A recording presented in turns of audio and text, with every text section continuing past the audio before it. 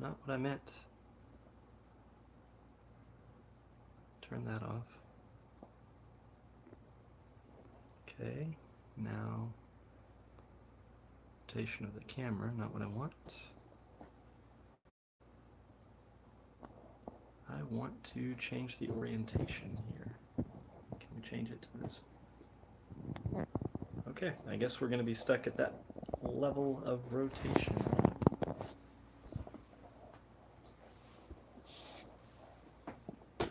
Hello, YouTube. Welcome to our live reading of Varney the Vampire. If you've never joined us before for our classic vampire novel night, thank you. I'm going to turn on our other streaming platforms. While you get settled in, we'll be beginning at 7 p.m. promptly, which is about 45 minutes from now. Actually, it's about 40 minutes from now.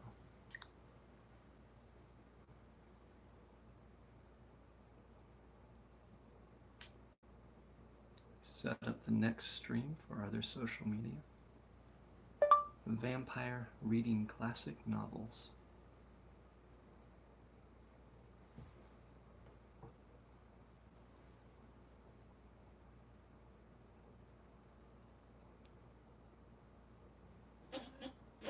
All right. This is the one we want to plug in our fancy microphone for.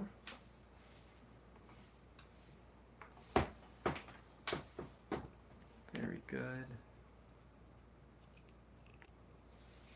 I'm going to brighten this one so that we can see it better. There we go. I think that'll help me a lot with the bright light behind it.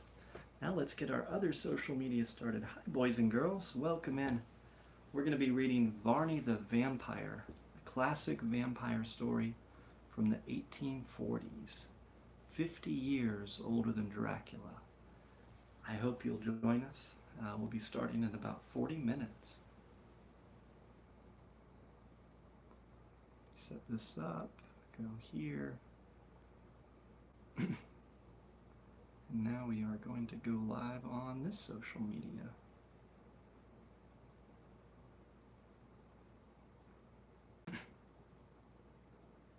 Vampires reading classic novels.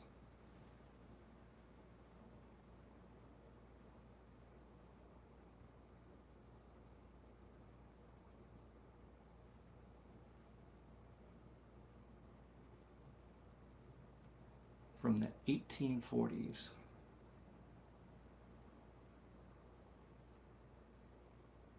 There we go. Perfect. All right, I think we've got us all set up. We're streaming on 3 different platforms today. This is a new thing for me, so we're going to see how this works. Hopefully it goes well. All right. Welcome in. Thank you for joining me. We're doing very, very well. This is a new background. We're setting up a whole new environment for this. This is our first time testing it out, and hopefully it goes very well. Welcome in, Mary. Welcome in.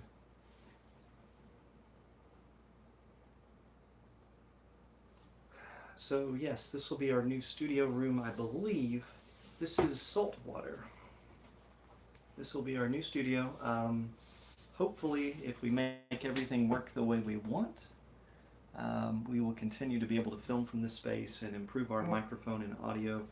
I'm trying to get set up to be able to do some more podcasting. I was a part of one podcast already this week, and now we're set up to do another podcast tomorrow. I'm becoming more in demand. People are wanting to actually interview me and talk to me. So I'm glad you like the setup. I think this is going to be great. When the wife gets here is when it'll actually look great. She is what makes me beautiful. I am just here on my own without her, I know. But it is the privilege of a beautiful lady to keep us all waiting anxiously for her arrival. As always, we'll be performing magic, so if you enjoy magic, tap, tap, tap. Every time we get 50,000 taps here on TikTok, I will perform some illusions for you. So make little hearts appear. If you want to shoot some stars my way and show your appreciation, I would be very grateful of that. It is not absinthe, but I do appreciate a good absinthe. Yes, it's Wednesdays at 7. Every Wednesday at 7 we read classic vampire stories. I'm glad you appreciate it, Timothy. Thank you for joining me. Hi, Brandon. Nova Scotia, welcome in. And I'm very, very happy to all my new audience members joining us on this platform over here. Let me adjust the camera angle a little bit. I think it needs to come down just a little bit more. I think that'll be good. Thank you, thank you, thank you. We've had 4,000 new followers on the FB in the last, what, week and a half? Ah, thank you for the stars, Tammy. You're so, so sweet and so kind. That helps me so much. This is the same microphone we've been using. It's just usually not in view. The new setup, our table, is a little bit higher than what it used to be.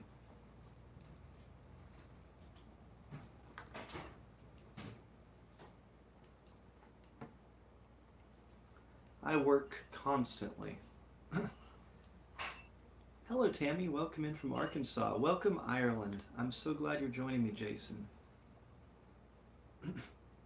Oh, trust me, you're going to enjoy seeing her when she gets here.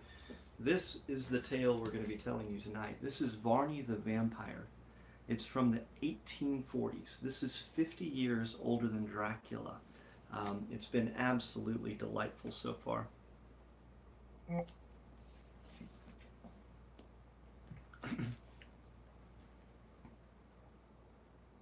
What does the other half of the room look like? Well, we have a couple of yellow velvety chairs over this way. We have a nice big mirror. Over here we have a golden bed that has a golden embroidered headboard. We have a painting that's huge of an actual bard that I played in a Dungeons and Dragons game several years ago. He became such an iconic character, and I had a friend that was needing help with rent, and she couldn't make it, but she was an artist, so I commissioned her to paint a painting of my bard in order for her to be able to make rent one time. So now I have a painting of my bard slaying a mighty dragon. Without help. Without help. He needed no help. He was the most amazing ever. I'm glad, Jake, I'm glad that you got into some load, and it is far from finished. So you were in at a great price, and it is going to continue to do better. So I'm glad I could get you started on an incredible stock opportunity. I'm sure you've seen my comments on your questions about renters. I've seen comments from a lot of folks. I don't always have the ability to respond to every single one of them. What comment are you talking about, Tammy? I'm from Fort Smith, Arkansas. We got the tenant moved into the house today, and they're loving it so far. Someone says I look like Shawn Michaels. I don't think I've ever heard that before. Someone got the water turned off. I have not yet. I figured I'd give them a day so they could get settled before I start cutting the utilities off on them. This is salt water.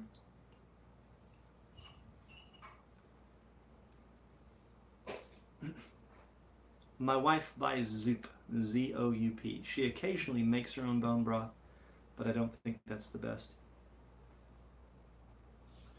We don't read Anne Rice. Not all the social medias would be happy with us reading Anne Rice. We are reading a story from the 1840s, which is enough to have to filter. I can't imagine having to filter out an Anne Rice novel for social media. That would be quite challenging.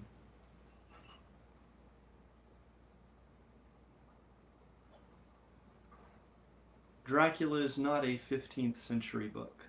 Dracula is a 15th century story that inspired the book that was written in the 1890s. And we got a cowboy in Dracula. Yeah, there's literally a cowboy from Texas in the story of Dracula. I know about this Anne Rice Sleeping Beauty trilogy. We definitely can't read that here. Welcome in, Auburn, New York. Welcome in, guys. Thank you so much.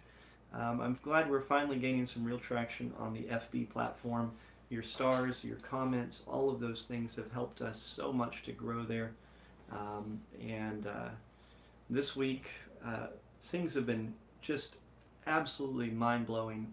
Considering I had no followers on any social media to speak of a year and a half ago, none of you would have known who I was.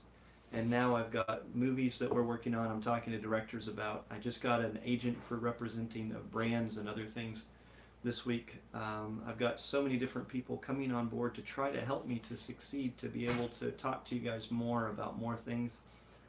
I don't know. I need more time to be able to do more. And I want to do more. I want to produce more informative content. I don't know how that's going to change things. I'm going to keep working as hard as I can to try to do as much as I can. But I'm going to be learning over the next few weeks a lot, I think, and I hope you'll bear with me while I learn.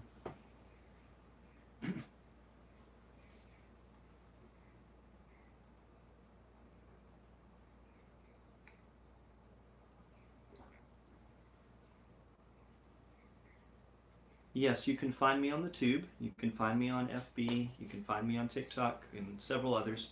Shane is great. SHAYNE is great is my handle on all of those. So like if you're on the FB platform, there's a Shane that has my name, my face, my content that has 133,000 followers. That person is an imposter that copied all my content and pretends to be me. So make sure you're following the blue one with the blue starburst.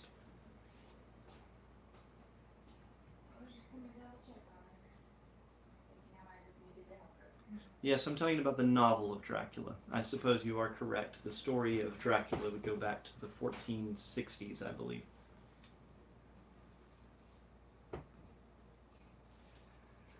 You're from Calico Rock. Man, I got into an accident in Calico Rock once. So, Calico Rock, Arkansas is a tiny little community. I'm surprised that it would even I can't believe you guys have internet to be here with me in Calico. That's not that backwoods, but it's a tiny little community. It's about 3 hours away from us on the White River area. Beautiful country. Beautiful, beautiful country.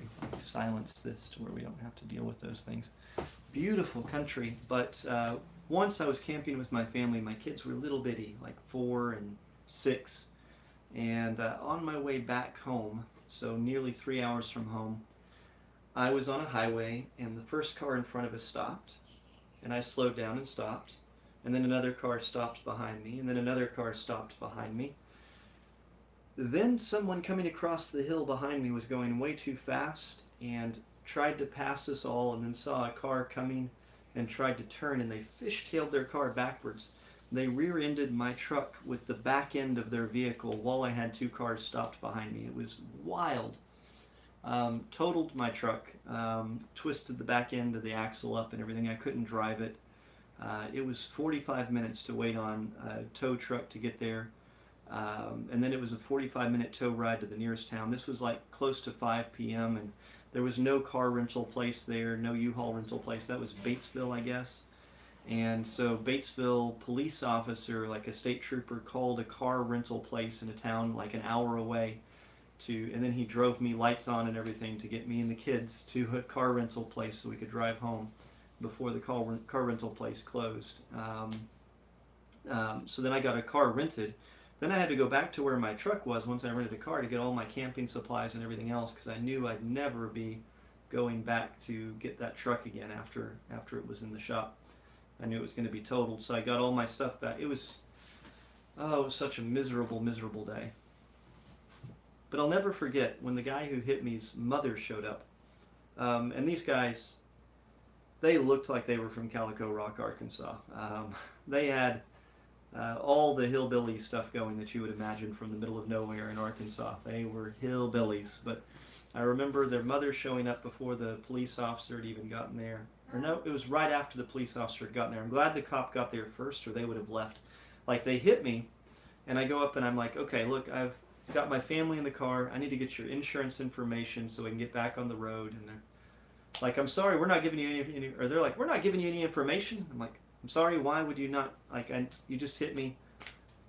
I ain't telling you nothing. I don't want to get sued. And I was like, oh my God. Like, I knew then, obviously, they don't have insurance. Obviously, none of these things are going to, it was quite the fiasco.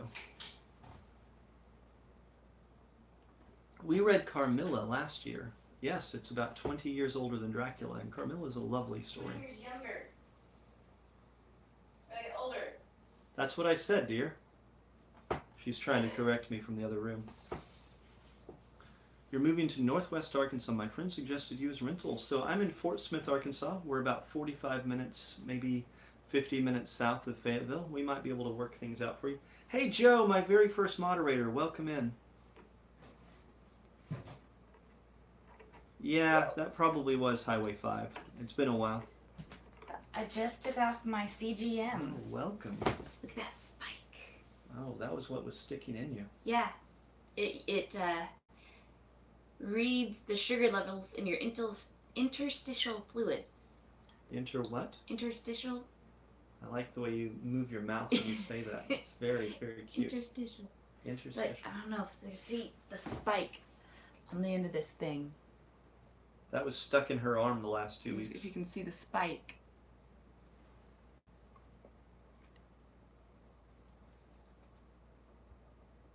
Yeah. Woo! So the sugar... Oh! Almost had a big accident there. Yeah, well, we're working with a new setup here, and I'm trying to move around things. And But that's a good, what, 2 centimeters going into your body? you have the same thing, Joe? Is that a Dexcom or an Omni? It is a... This is a Stello. It is made by Dexcom. Okay.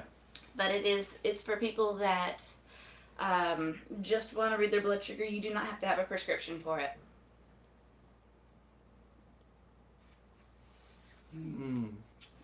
I love you so much. I love you too. It's cold in here. Oh yeah, I made it normal for us humans, but my little reptilian wife needs us to change the temperature settings.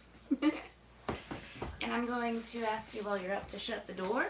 Okay. Before we have who knows what other noises that happen in this house full of people. Okay. I'm going to change it to fan. Is that acceptable? Yeah, that's acceptable. Okay. I know, I'm wearing a velvet outfit and I'm still cold. Yes. It was 96 degrees today, according to the car's temperature reader. It was so hot. We Wow. were miserable all day, and I know you've been just sitting around freezing. I love you. She likes it 100 degrees. Like, that's her I don't happy quite like place. 100 degrees. That's her happy place. It's 100 degrees outside. The air conditioners make things cold inside. Yep. She is the cutest.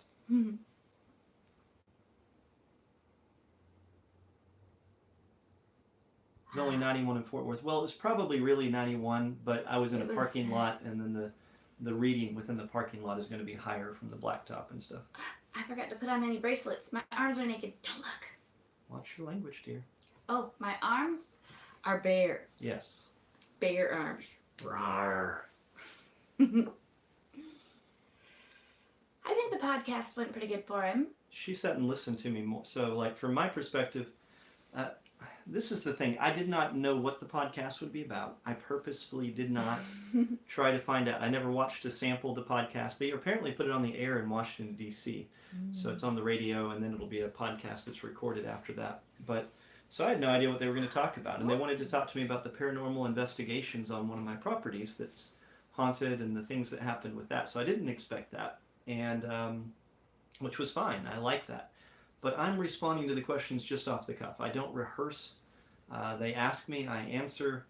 And then I remember at one point they said the mic cut out. Could you repeat that? And I was like, I have no idea what I just said. There is no way that I can repeat that because just like with you guys, I'm just talking. I'm just being me. And I can't reiterate the same thought again because I won't have that thought again. We are in the Fort Smith, Arkansas area, and so are all of our B&Bs. So the Fort Smith, Arkansas region.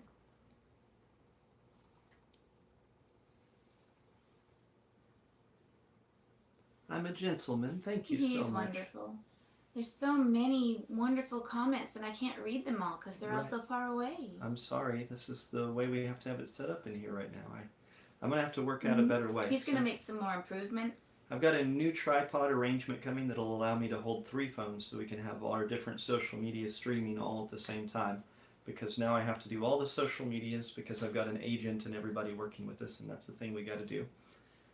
So I'm going to be having all of that going from one, and I'm going to have to work on being able to read the comments more efficiently, and I'm having to put a lot more effort into this. It's becoming more and more of a job than what it used to be. Well, this outfit is in the TikTok shop, but I have to warn you, if you are like me and you don't have a lot up front with the girls, then it constantly wants to come off on the shoulders. If you have a little bit more here, then I think it'll stay put. Yes, everybody's taps and the stars and the hearts and all the love that you guys show us help us out so much. So thank you for that. That makes a big difference. I see that you live here in Fort Smith too. Awesome. What about mirroring my phone to a big TV? Just asking. I don't know if that will work. Well, so like we have one of them open here on another phone that's closer by, but that only helps us with one. That doesn't help us with all of them. And when I'm reading the story, he will actually message back to the people silently while I'm reading on one of the platforms. So we do have it set up that way. I'm sure that as we get this going more, he can jump between the different platforms. Right, and I don't watch, so like I'm not a consumer of content. I don't watch other streamers. I don't know how other streamers handle this. I don't know. I'm trying to learn how to produce the best content for you, but I don't have enough time to watch other people's videos. I don't have enough time to watch other streamers. It's just not something I have the time for. So I don't know how other people are doing it. We're going to improvise until we figure out the best ways that we can do. Oh, I saw something about the Ottoman Empire. We're probably talking about... Ottoman Empire had methods to destroy vampires. Yes, and some of, like Carmilla, they actually did a trial at the graveyard. Yep. So that's pretty cool. Thank you for subscribing. Thank you for the stars. Thank you, everyone. So primarily here on Wednesday nights, we've been reading stories that are Dracula, Dracularian contemporaries, or older. Thanks for the suggestion, Jason. I'm going to be trying to figure this out. I'm going to have to look at a better way. Right now, I've got 3 phones going right here, and it's a lot to keep up with. I don't think that that's going to reduce the amount that it is to keep up with, but it's going to maybe make it to where we can more properly manage. I love you guys too. Thank you for hanging out with us. I have to get up close to read this. Still looking sound good? Thank you. That's great. I'm glad. I'm glad. I can't believe how long. Do we have employees that help with our B&Bs? Yes. Yes. We have 2 employees that help us. We have a cleaning service. With our cleaning. I'm going to do something wild this weekend, I think. I'm debating back and forth still if we're going to do it, but we have an opportunity to pick up a house for free again, another free house down in Texas. It's about 7 hours from us. It makes sense because it's already furnished if we can do it as a B&B for it to possibly work out, but we've never tried managing a property from 7 hours away. It's not going to be much profit at all. It's going to be one of those things that we would have to hold on to for several years in order for it to actually build equity. Or at least a year or two, and it could make us money in the future, but it'd be management for future gains. It definitely wouldn't be current gains. But by the time we did the management, we did the cleaners that would come in and take care of the property, it would be pretty much a wash. So that's where we're trying to figure it out. We're going to have to go look at it and see what we think and kind of get a feel for the place. Aw, it's a corgi bottom. Aw, thank you. To see if this property will be worth it for us to go ahead and invest in. Also, it would be an opportunity for us with very little capital investment to practice remotely managing a B&B. Which we need to do. We haven't remotely done B&Bs yet. So to see how that really goes down, that would be important. This one would be down close to Houston. Do we enjoy working together? Most of the time, yes. Sometimes I get a little bit anxious with all the things going on. Derek... and I get my focus split. Yeah, so it happens once a month or so that really becomes an issue. Weird. Yeah. So strange. Derek, invest your money in things that make you money. Yes, the property taxes in Texas are more than 5 times what our property taxes would be on the same house here. And that's part of what drives the payment costs up. If it weren't for the taxes, this would be a no-brainer. I would do it for sure. But that extra $5,000 in taxes I'll have to pay on the property every single year. But they don't have income tax in Texas. So there's kind of the wash for the people that live there. No income taxes, but the property taxes are whoop whoop whoop. Right. So in Arkansas, we have some income taxes. It's not the highest in the country, but because we have the income tax, we have lower property tax. Billy's got a very important question. Do you have Oh. any idea what he might be I asking? do. The answer is yes. Of course it's a yes. Yes, Billy. In fact, I just refilled some beef tallow in my containers so I can bring it all upstairs and rub it on my body. But part of what's exciting about this too is I like to talk about how you can buy homes with no credit and with no money. And everybody's like, no, you can't do that. It's impossible. And I'm like, yes, I do it all the time. So this would be another no credit, no money down house that we could buy. And this one's even fully furnished. Mm-hmm. Thank Thank you you. so much for the stars. That helps us so Wow. much, Ryan. That's awesome. Thank you. What is that? Tell me, what is that? Stars? Yeah. It's money from face of the Oh. books. Yes, it's how they. It's like the getting the roses, or it's like getting the. Oh. So it's the same thing. It's so colorful. Yeah, we're not used to streaming on multiple platforms. She's still learning the ropes. It was my first time seeing it. Sorry. How does the no money, no credit work? Well, I've done some videos on those. Back in May, we bought a house with no money, no credit. This one would be another no money, no credit. This one's totally different than the last no money, no credit. There are multiple ways to do this. What do we look for when renting to tenants? And he's still talking about credit. Yeah. What do we look for in renting to tenants? Mhm. The ability to earn an income to pay the rent. That's important. Mm-hmm. We definitely work with people that are relocating that don't even know the area, and I think that's a really good thing to work with. Is we enjoy bringing people to a place where they can start over again.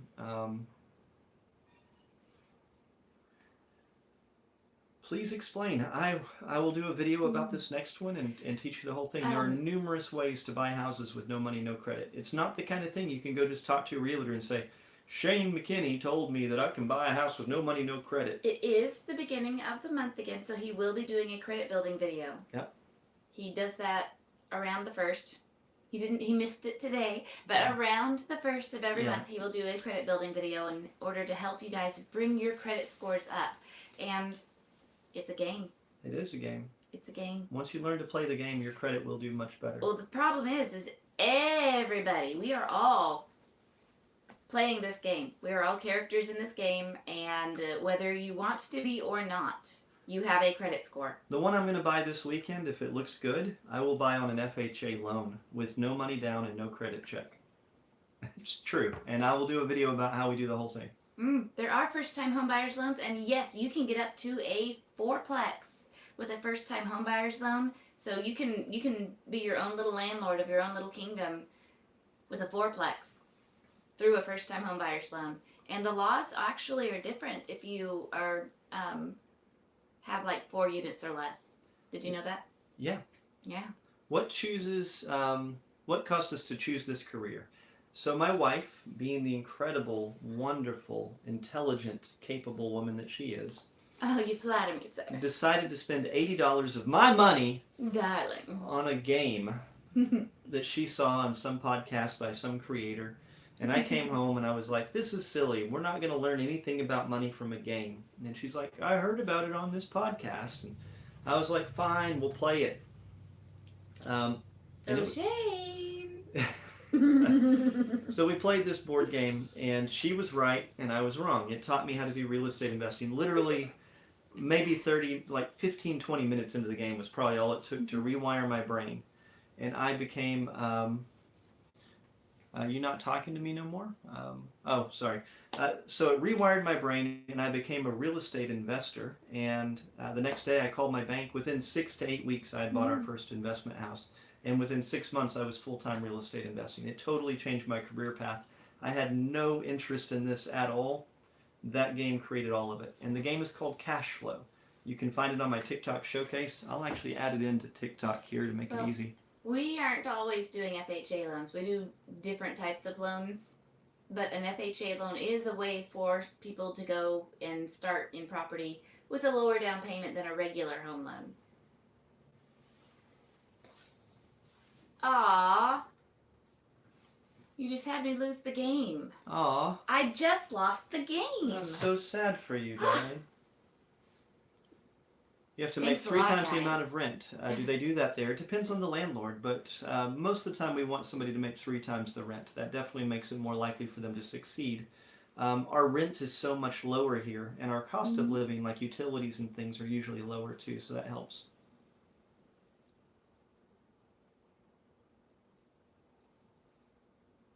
I did say the one that I'm looking at, I would do an FHA loan with no money and no credit check, no verification of income, none of those things. Yes, and I will do a whole video about it, Michael, after we make the deal happen, or whether we make the deal or not, I will do a video about it, I didn't promise. know it was an FHA. Yeah, it'd be an FHA. Oh. Yeah. Yeah, there are many different ways to do it. The game is $120 and it doesn't matter how much the game costs. It could be $500. It's worth buying, okay? Yeah, it's absolutely worth it. Okay, I'm going to unpin this and remove it so that we don't Again, I feel like I have an need issue.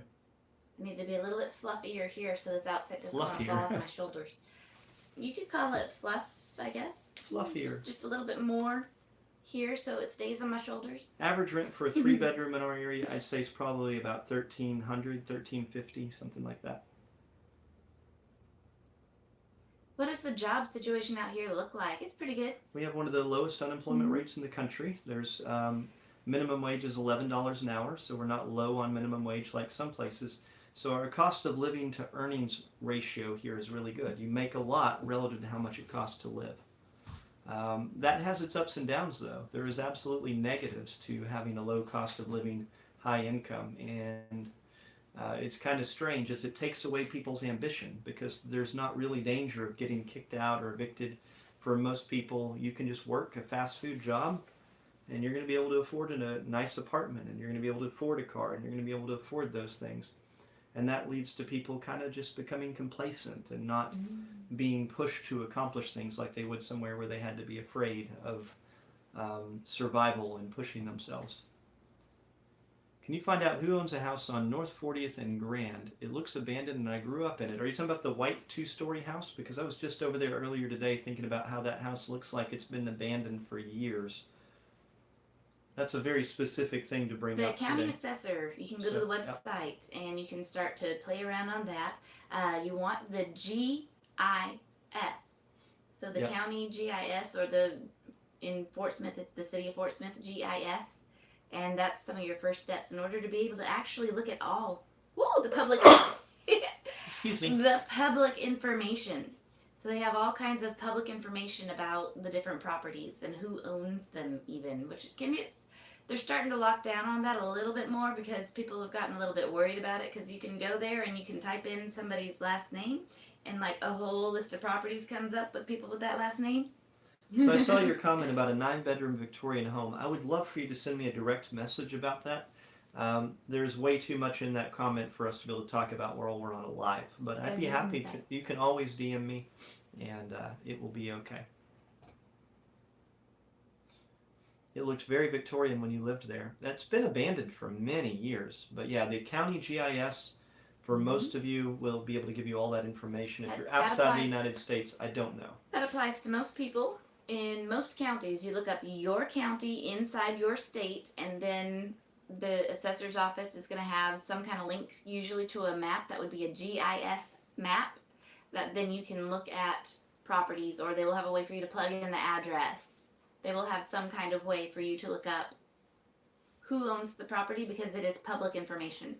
In fact, when it gets to be tax sale time, that can get pretty wild. So somebody's asking, is it worth it with all the upkeep to have rental properties? Yes, it absolutely is worth it. Sometimes it doesn't feel worth it, but it is absolutely worth it. If you look at 8 years ago, I became a landlord. If you look at my entire life's work for the 20 years leading up to that, if I sold everything I had and paid off all the debts that I had, we would have about $100,000 to show for all of our working and everything that we had done. That's my house, my cars, everything. We would have had about $100,000. That's called a net worth. So we sell it all, we have $100,000 to show for it. After becoming a landlord, it took less than 2 years for that to become $1 million, 10 times. and now it's way more than that. So yes, it's absolutely worth it. However, Woo! you have significantly less spending money, you have way less money in your pocket, and you have a lot more work to do for the first several years of becoming a landlord. It is not easy. I wanted to say it's also the time of year where people will start receiving letters in the mail that are complete frauds. Yep. That will say, if you own a property and say, oh, you owe taxes on this property, and they will give you a number to call Right. that you have to pay the taxes through. Don't do that. Yep. You go to your county assessor, or if you're that far behind, to your state department and pay your taxes there.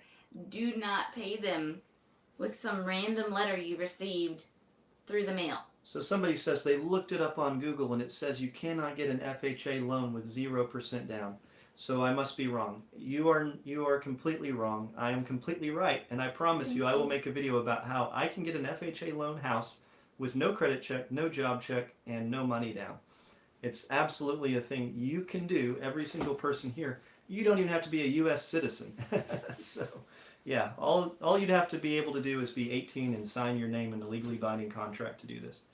But I promise I'm not gatekeeping. It is just too much to go into within this time frame here, and it will be much better if I break down how I'm going to do it. You can look up commercial properties too on the GIS, but what you're going to find is that most of those are going to be held in trusts or in LLCs, and you'll have to go a step further if you want to find the individuals that actually own it, because you will then have to go to your state, what's the word I'm looking for? Secretary of State The Lands. secretaries, not the state lands. Oh, sorry. Once you have to take the LLC name. It's the State Secretary of, I think it's just the Secretary of State. Maybe, yeah.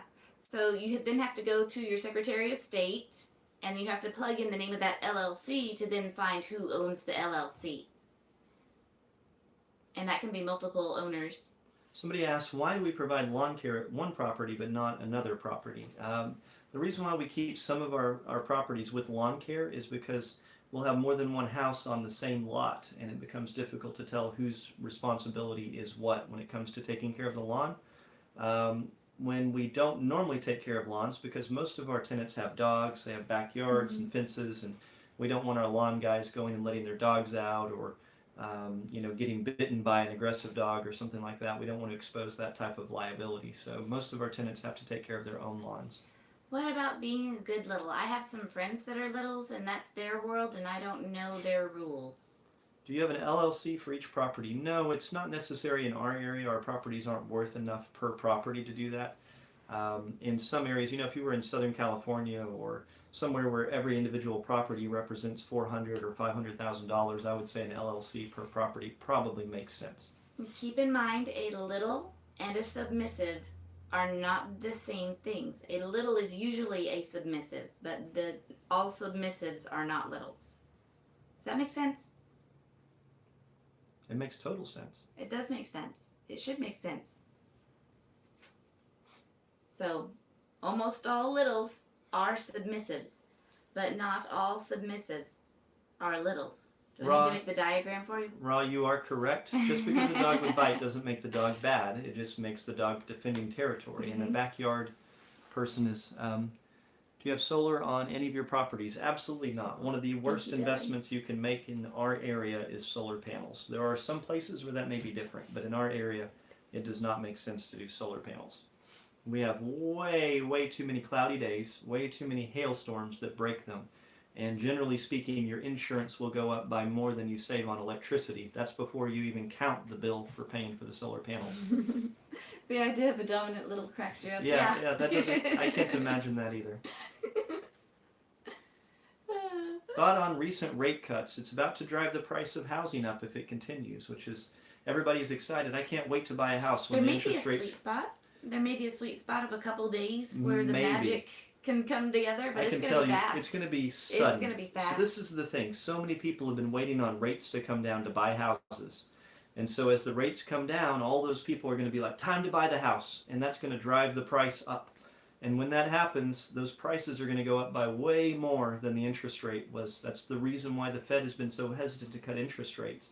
Well, is because they know it leads to inflation, and that's what's going to happen. I do feel like there's going to be this magic spot. If you are watching the market and everything right now and you see what's happening, there's going to be this magic spot where people haven't quite caught on to what's happening. So there'll be probably a few days, maybe a week or two, where the owners of the home have not raised their prices to match that yet. So Right. but it's going to be brief. It's going to be very brief, and then it's going to be much worse than it was before. Mhm. So yes, if you own property, it's great. Like, this is awesome. But if you think this is going to be, I can finally afford a house, no, it's not. You can finally afford a house. That's not what that means. Jump in there. We have about 20 properties. Something bit me and I keep scratching. My last apartment kept $100 for my security deposit for overages with no documentation.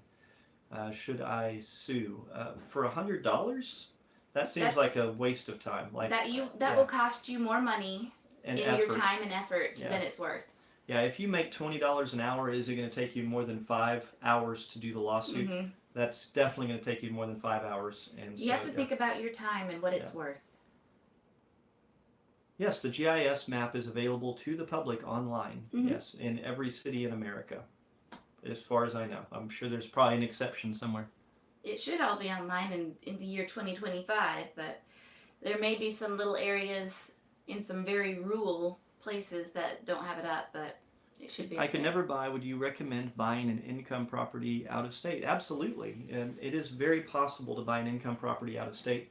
I'm actually going to be looking at one in Texas about 7 hours away this weekend that I'm going to consider buying that could be profitable for me. Oh, we have not bought any properties in Ohio at this time. Hi, DC. How can you buy a house from the bank with no credit check? Well, you can't necessarily do it from the bank. It's Sir, what? it's 7. Oh, is it time? It's It's time. time. All right, boys We're and girls. here to read Varney the Vampire. Yes. It is Vampire Story Night. One of the things I'd like everybody to remember is that Varney is now using a alias in order to kind of hide as everything went down in the last section of our book, because we have 2 volumes. And so he's come and he's pretending to be a count. And so he's going by a different name.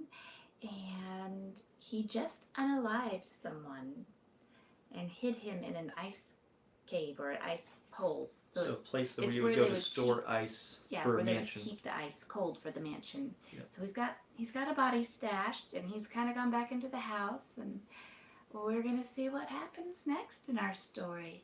I think it's exciting. Just so you know, I'll be reading the parts of Varney. She'll be reading everything else. So when I'm reading, it's Varney himself that is saying whatever's going on. And if you want more question and answer time from Shane, there will be moments where I have to rest my voice, and Thank you. he will talk Yarr. and be able to answer some more questions. But there's also breakfast time or just other random times where he'll hop on here and talk. But if you guys really want him to have a night a week or something that he talks to everybody and just talks about all these subjects, you guys need to let him know unequivocally that he needs to take, a couple hours on a weeknight. Yeah, because it is difficult to Mhm. commit time to this when last week, if you followed us, working till 4:30 in the morning and working till midnight several nights to get a house ready to go. Mm-hmm. That's the kind of work we're doing. And I will try to answer questions, and I want to teach you about these things. But this is our vampire story night. Your stars, your hearts, your taps, all those things help us greatly. So please Heart keep me's that if coming. you're on this one. Yep, heart me's on the TikTok. So here we are. Our Roman numerals for our chapter tonight are XCVI. Isn't that fun? It's gotten beyond the point where I can just look at it and be like, oh yeah, 156, I think. It was not considered anything extraordinary that although the Baron Stolmeyer of Salzburg went out with the mysterious stranger who had arrived at the Attenbury Arms to see him, that he should return without him, for certainly he was not bound to bring him back by any means whatsoever.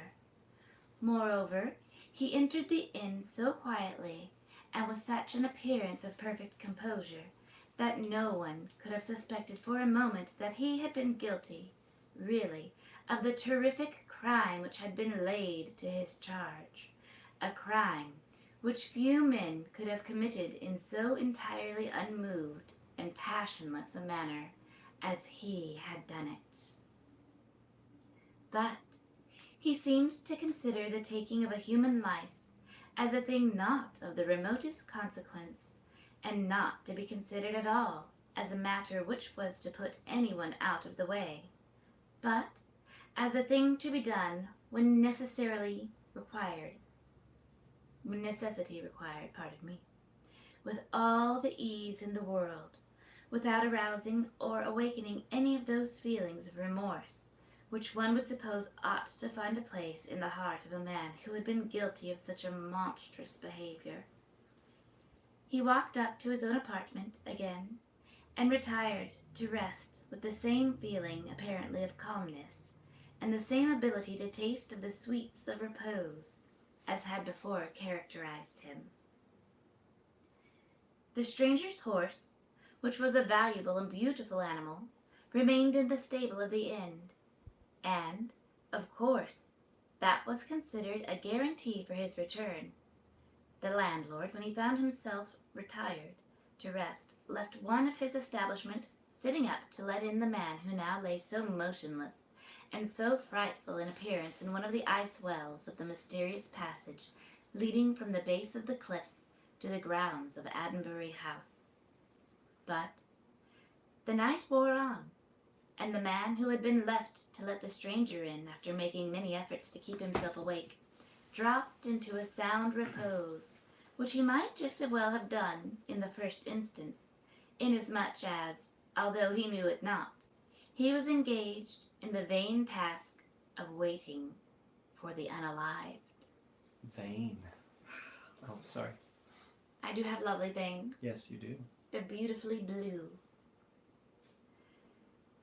The morning was fresh and beautiful, and, at a far earlier hour than a person of his quality was expected to make his appearance, the Baron descended from his chamber, for somehow or other, by common consent, it seemed to be agreed that great personages must be late in rising, and equally late in going to bed. But the Baron was evidently not so disposed to turn night into day, and the landlord congratulated himself not a little upon the fact that he was ready for his illustrious guest when he descended so unexpectedly from his chamber as he did. As ample breakfast was disposed of, that is to say, it was placed upon the table and charged to the Baron, who selected from it what he pleased, and when the meal was over the landlord ventured to enter the apartment and said to him with all due humility, "If you please, sir, Mr. Leake, who has been letting of the Underbury on the Mount, that is, Underbury home, is, as it is usually called here, sir, and would be happy to take your order as to when you would be pleased to look at those premises."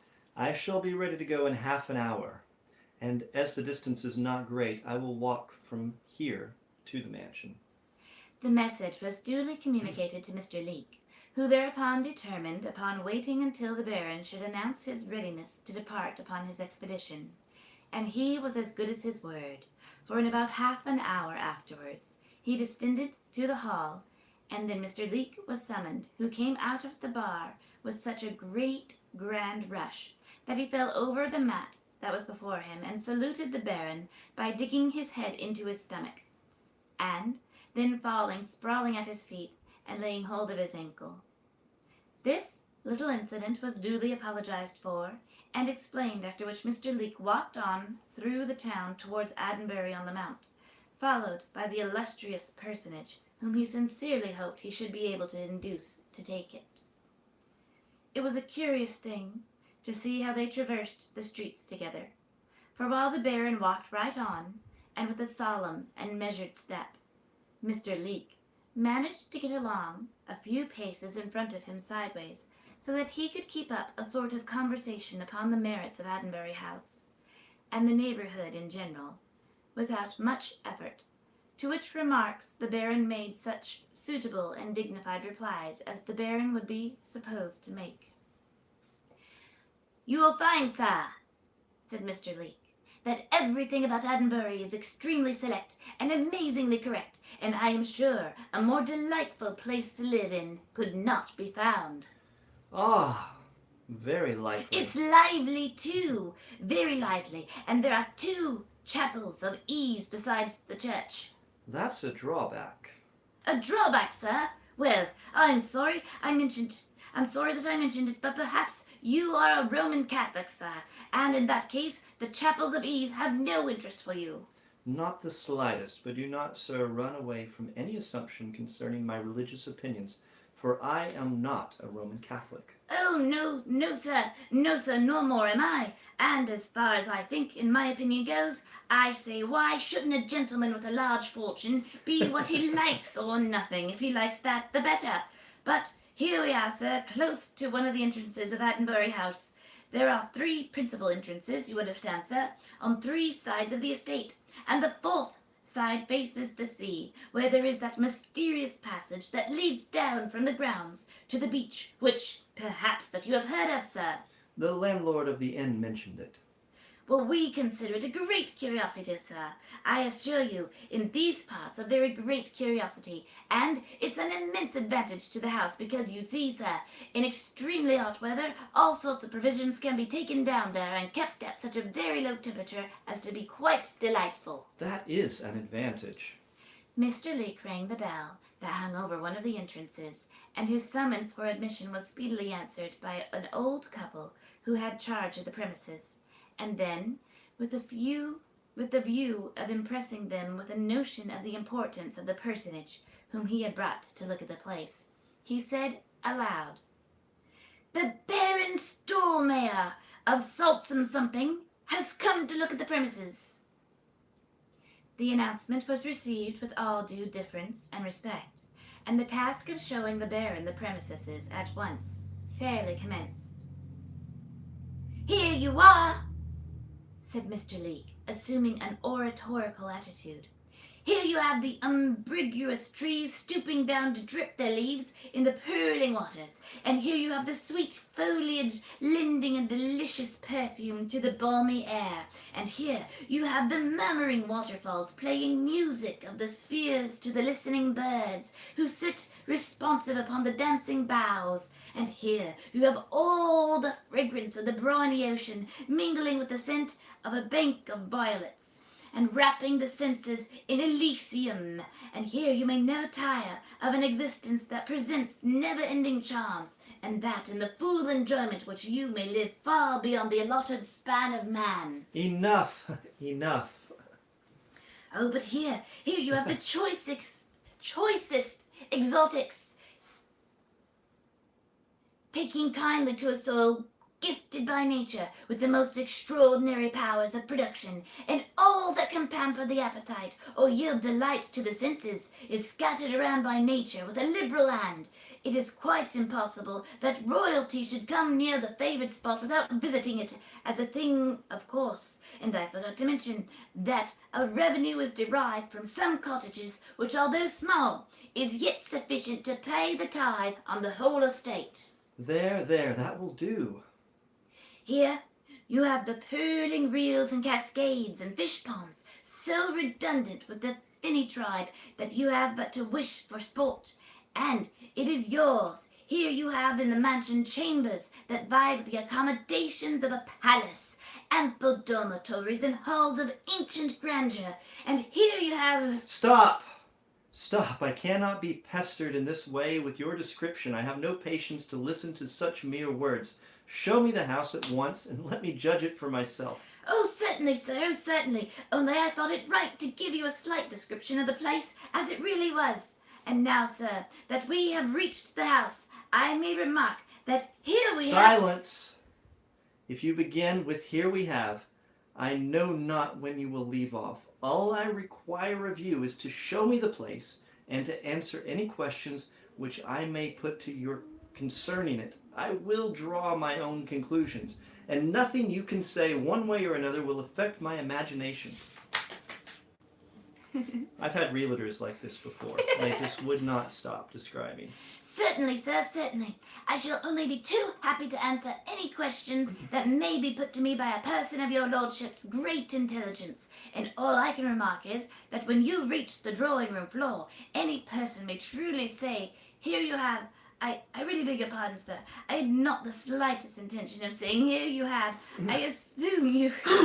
I assure you. But the words came quite out of my mouth, quite Peace, unawares. peace, peace. You disturb me by this incessant clatter. Thus admonished, Mr. Leake was now quiet, and allowed the Baron his own way to make what investigation he pleased concerning Addenbury House. The investigation was not one that could be gone over in 10 minutes, for there the house was extremely extensive, and the estate altogether presented so many features of beauty and interest that it was impossible not to linger over it for a considerable period of time. The grounds were most extensive and planted with such a regard to order and regularity, everything being in its proper place, that it was a pleasure to see an estate so well kept. And although the Baron was not a man who said much, it was quite evident by what little he did utter that he was very well pleased with Addenbury on the Mount. "And now," said Mr. Leake, "I will do myself the pleasure, sir, of showing your grace the subterranean passages." At this moment a loud ring at one of the entrance gates was heard, and upon the man who had charge of the house answering the summons for admission, he found that it was a gentleman who gave a card on which was the name of Sir John Westlake, and who desired to see the premises. "Sir John Westlake," said Mr. Leake. "Oh, I correct, laddie did call at my office and say that he thought of taking an Addenbury on the Mount. A gentleman of great wealth and taste is Sir John, but I must tell him, Baron, that you have the preference if you choose to embrace it." Sorry. At this moment the stranger advanced, and when he saw the Baron he bowed courteously, upon which Mr. Leake said, "I regret, Sir John, that if you should take a fancy to the place, I am compelled, first of all, to give this gentleman the refusal of it." "Certainly," said Sir John Westlake. "I do not let my interference with anyone. I have nearly made up my mind and came to look over the property again. But of course, if this gentleman is beforehand with me, I must be content. I wish particularly to go down to the subterranean passages to the beach, if it is not too much trouble." "Trouble? Certainly not. Here, Davis, get some links, and we can go at once, as this gentleman likewise has seen everything but that strange excavation. He will probably descend with us." Certainly. I shall have great pleasure.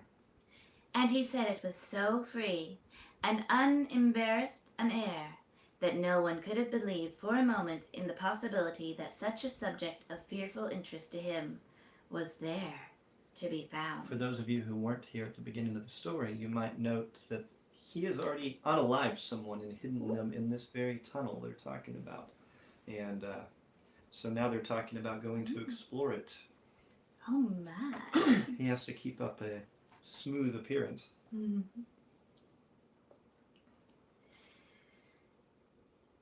The entrance from the grounds into this deep and cavernous place was in a small but neat building that looked like a summer house.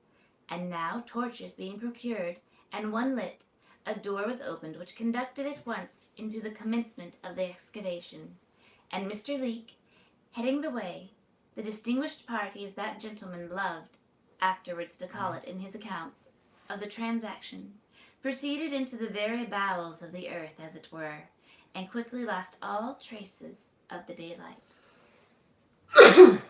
Goodness! Do we need to take a break for a moment? Are you getting tired already? No, but we're at 50,000 taps on TikTok, which means it's time for me to perform a magic trick. Well, it seems And that like seems a like good a place. really good spot. So we're about to go down into this cavern and see what's happening. So I have here a deck of cards. I'm the only person in the world that can do this trick. So I hope you'll enjoy it. I think I like this taller table. You think so? I do. Oh, Because I can rest cool. the book on it. Cool. So what I'm going to do... You have something else you want to say? No, I'm just waving at everyone. Okay, so what I'm going to do is take a card from this deck, and I'm going to put it back into the deck backwards. I'm going to let you guys pick the card. However, to make this actually challenging, I'm going to do it using only my tongue. Somebody name a card.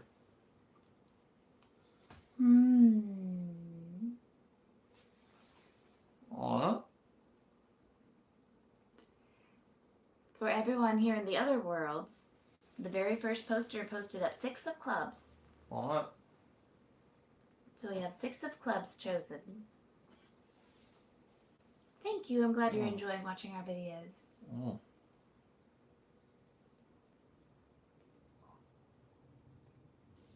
Mm. Thank you, Belinda.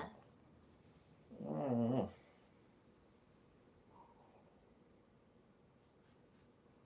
Thank you so much for the stars. Thank you. They're so fun. All right. Whew. Watch as he does this. Remember, it's the 6 of clubs. See if you can spot the 6 of clubs. That'll be another nice thing about getting our new tripod. Yeah, they'll all be in the exact same direction. Do you see that 6 of clubs in there anywhere? See this? Does everybody see? I think everybody can see. They kind of get stuck together. It's from the saliva. I know, it's impressive. Most guys can't even find the bean, right? Oh, heavens, you naughty boy. I am a naughty boy.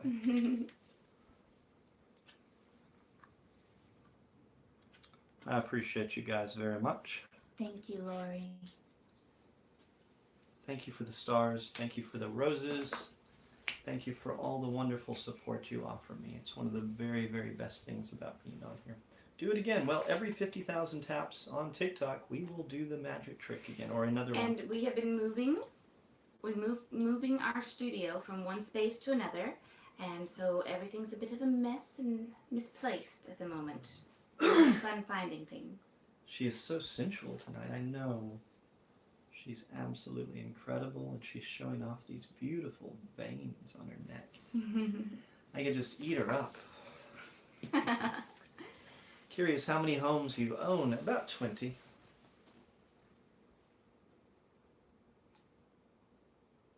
So they've just gone into the building. Yes, we're just going into the cabin. Sorry, we're distracting. Back to the story. Remember, there's a body that Mr. Varney knows is there. I think you must be getting warm if I'm warm. Oh, we can turn on the air. Praise the Lord. For a little bit. The place did not descend by steps, but by a gentle slope, which it required some caution to traverse, because being cut in the chalk, which in some places was worn very smooth, it was extremely slippery. But this was a difficulty that a little practice soon overcame, and as they went on, the place became more interesting every minute. Even the Baron allowed Mr. Leek to make a speech upon the occasion, and that gentleman said, "You'll perceive that this excavation must have been made at a great expense out of the solid cliff, and in making it some of the most curious specimens of petrification and fossil remains were found. You see that the roof is vaulted, and that it is only now and then a lump of the chalk has fallen in, or a great piece of flint. And now we come to one of the ice wells.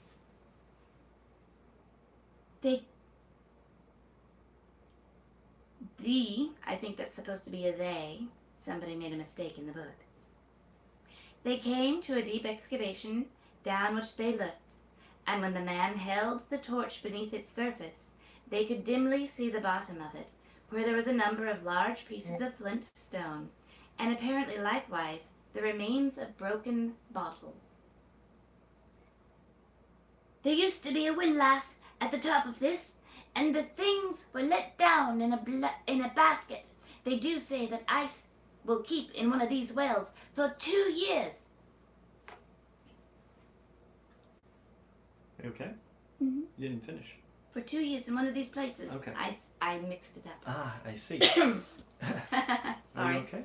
I'm going to take a drink of water while you read. All right.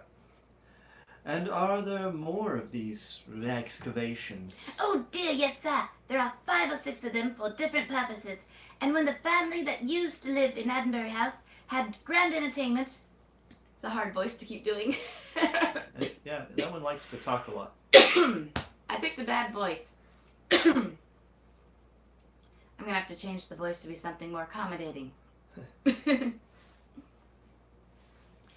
had grand entertainments, which they sometimes had in the summer season. They always had a lot of men down here, cooling wines and passing them up from hand to hand to the house. From the gradual slope of this passage, down to the cliffs, and the zigzagging character of it, it may well be supposed that it was a considerable extent. Indeed, Mr. Leake asserted that it was 1/2 mile in actual measured length. The Baron was not at all anxious to run any risk of a discovery of the unalived body, which he had cast into that ice well, which was nearest to the opening on the beach. So, as he went on, he navigated the different proposals that were made up to look down into the excavations, and succeeded in putting a stop to that species of inquiry in the majority of instances. But he could not more wholly do so. Perhaps it would have been better for his purpose if he had encouraged to look into every one of the ice wells, for in that case their similarity of appearance might have tired out Sir John Westlake before they got to the last one. But, as it was, when they reached the one down which the body had been precipitated, he had the mortification to hear Mr. Leake say, "And now, Sir John, and you, my Lord Baron, as we have looked at the first of these ice wells, and none of the others, suppose we look at the last." The Baron was afraid to say anything, because the body were discovered, and identified as that of the visitor at the inn, who had been seen at last with him. Any reluctance on his part to have that ice well examined might easily afterward be constructed into a very powerful piece of circumstantial evidence against him. He therefore merely bowed his assent, thinking that the examination would be but a superficial one, and that in consequence he should escape easily from any disagreeable consequences.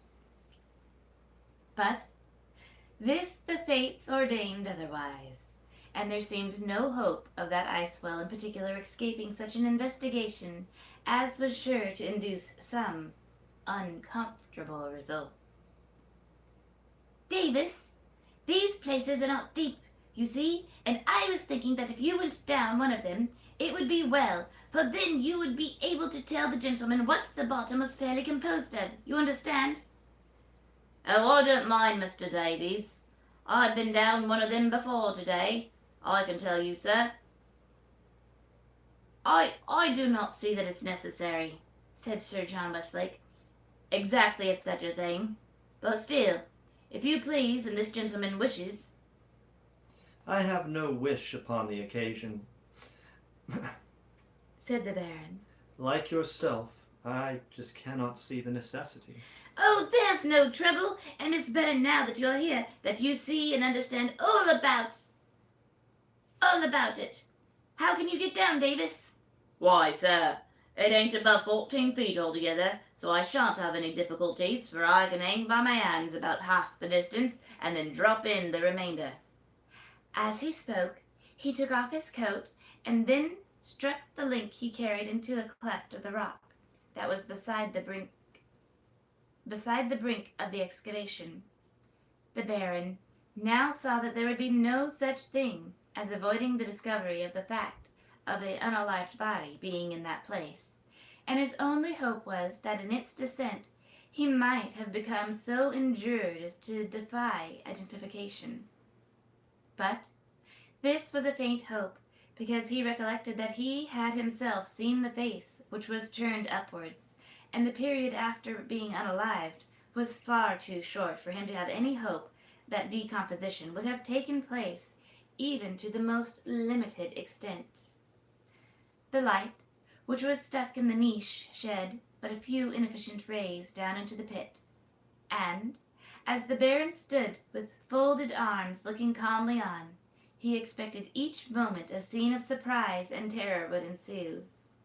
Nor was he wrong, for scarcely had the man plunged down into that deep place than he uttered a cry of alarm and terror and shouted, Oh, wait, I can't say that one. I almost said it. Almost said the naughty word. I almost did. It's M-U-R-D-E-R, my dears.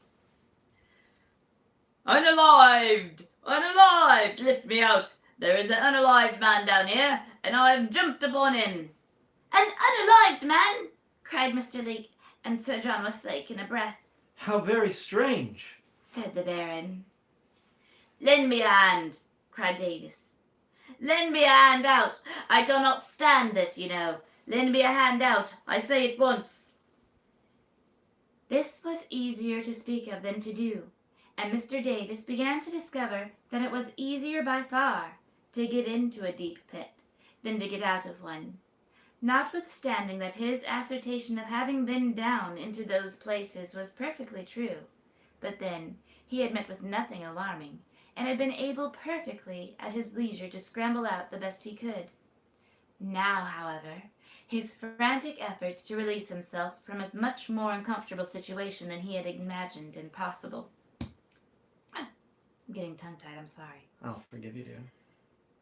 A much more uncomfortable situation than he had imagined it possible for him to get into, were of so frantic a nature that he only half buried himself in pieces of chalk, which he kept pulling down with vehemence from the sides of the pit, and succeeded in accomplishing nothing towards his rescue.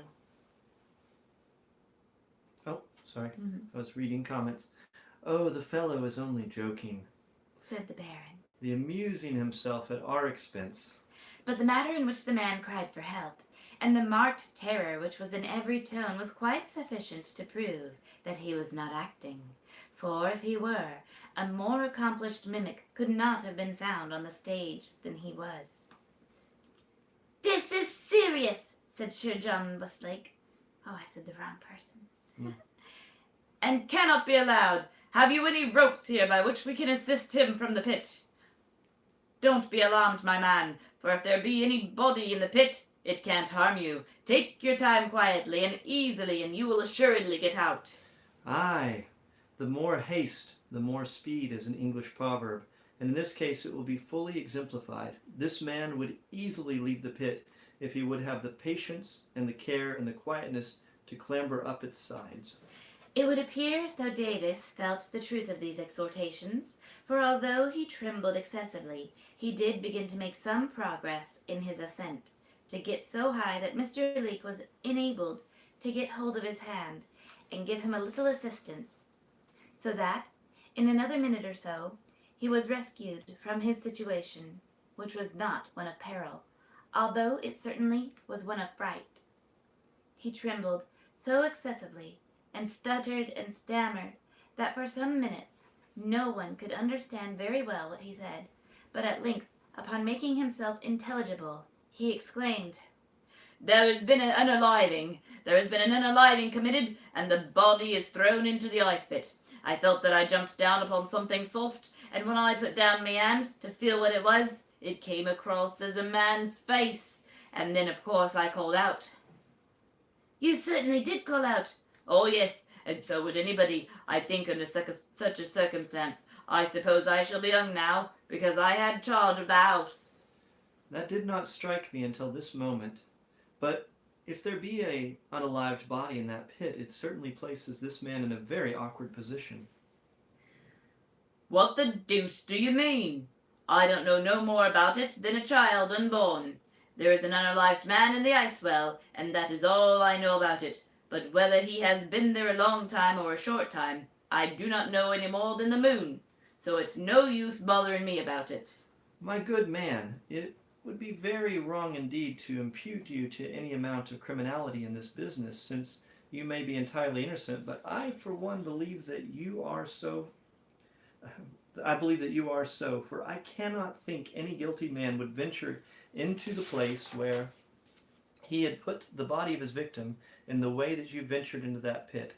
I say I cannot believe it possible, therefore I think you innocent, and will take care to see that no injustice is done to you. But at the same time, I cannot help adding, I think of course you will find yourself a suspect in some way. I'm very much obliged to you, sir.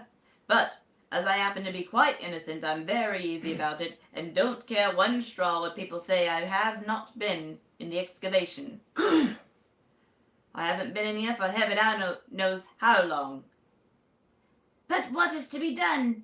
I suppose it's our duty to do something under such a circumstance. Unquestionably, and the first thing to be done is inform the police of what has happened so that the unalived body may be gotten up, and I have now seen enough of the estate to satisfy me in regard to the capabilities. I decide at once upon taking it if I can agree upon the conditions of the tenancy, and I will purchase it if the price be as such I think it might be suitable. Well, if anything could reconcile me to the extraordinary circumstance that has just occurred, it certainly is Baron. The having so desirable a tenant for Ardenbury on the Mount as yourself. But Excuse me. we need not traverse all this passage again, for it is much nearer now to get out upon the sea coast at once, as we are so close to the door opening upon the beach. It seems to me that we ought to proceed at once to the town and give information to the authorities of the discovery that we have made. It is absolutely necessary. So let's do so. Come along at once. I shall proceed to my inn, and of course I have seen nothing more than yourselves, and consequently could only repeat your evidence. I do not see that my presence is called for, nevertheless. Of course, if the justices think I absolutely necessary that I should appear, I can have no possible objection to do so. This was as straightforward as anything that could be desired, and moreover, it was rather artfully put together, for it seemed to imply that he, Mr. Leake, would be slighted if his evidence was not considered sufficient. Of course, I don't see at all why, as you, sir, have only the same thing to say as myself, I should not be sufficient. Well, don't call upon me at any account, said Sir John Westlake. Oh, no, no, no. There is no occasion. I won't. You may depend if it can be helped. Sir John, in rather a nervous and excited manner, bade them all goodbye before they got quite down into the town, and hurried off, while the Baron, with a dignified brow, when he reached the door of his hotel, said to Mr. Leake, Of course, I do not like the trouble of judicial investigations more than anybody else, and therefore, unless it is imperatively necessary that I should appear, I shall take it as a favor to be released from such a trouble.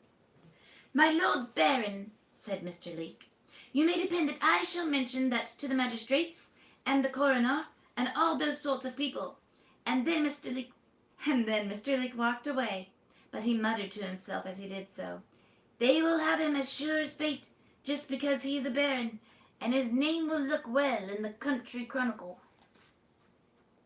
Mr. Leake then repaired immediately to the house of one of the principal magistrates, and related what had occurred, to the great surprise of that gentleman, who suggested immediately that the propriety of making the fact known to the coroner, propriety, not property. We're talking so much of real estate. Yes. You're wonderful. It's okay to make a mistake. I love you anyway. The propriety of making the facts known to the coroner of the district, as it was more his business than the magistrates, in the first instance, since nobody was accused of the offense. This suggestion was immediately followed, and that functionary directed that the body should be removed from where it was to the nearest public house, and immediately issued his precept for an inquiry into the case.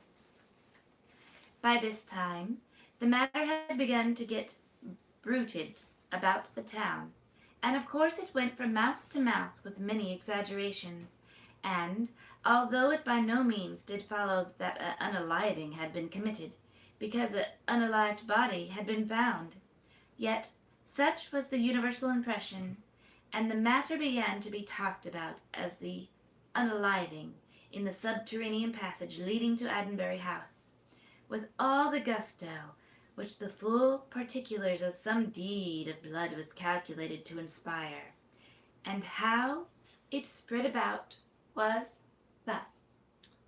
Time for a break for you? Getting there, but I think we're almost to the end of the chapter. Oh, maybe not. We're not almost to the end of the chapter. It's a long one, isn't it? It is a long chapter. I'll take a small break. All right, sip some water, dear. I'll chit-chat with everybody. Oh, thank you so much. You guys are so amazing. I really appreciate all your support and kindness and the stars and the hearts and the roses and all the nice things you do for us. It helps us out so very much. If you're friends with TK, it's his birthday week. TK is amazing. Yes, it's his birthday coming up. Welcome in, James. They're Thank having you a so much for big joining us. party at his club Mhm. on Saturday. And everybody's invited. Absolutely everyone. He wants everyone to come dance and celebrate. Donna, I love you back. Thank you for your kindness. Thank you for everything. Rest your voice, dear. I know you're tempted to keep chit-chatting, but you need to rest your voice so that you're not so tongue-tied. You've been doing such a great job of reading our story and looking so delicious while doing it. You're watching vampire movies on TV while listening to our story. That's great. I really think that Varney the Vampire could be made into a movie that would be absolutely delightful. It's been so enjoyable.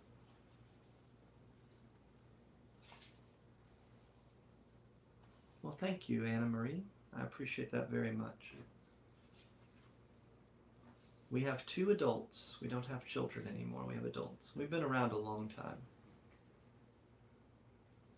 We love you in New Zealand as well. Thank you for joining us. Thank you, everyone, for your kindness. You flatter us so much. I appreciate it. If you tap, tap, tap on the TikTok, when we get to 100,000 taps, I will perform some magic for you. You're only 10,000 away. You can knock that out in just a few minutes. Yes, well, we have a very restrictive diet. It helps us to age slowly. We don't eat any plants. No plants at all. Plants are not good for you, as it turns out.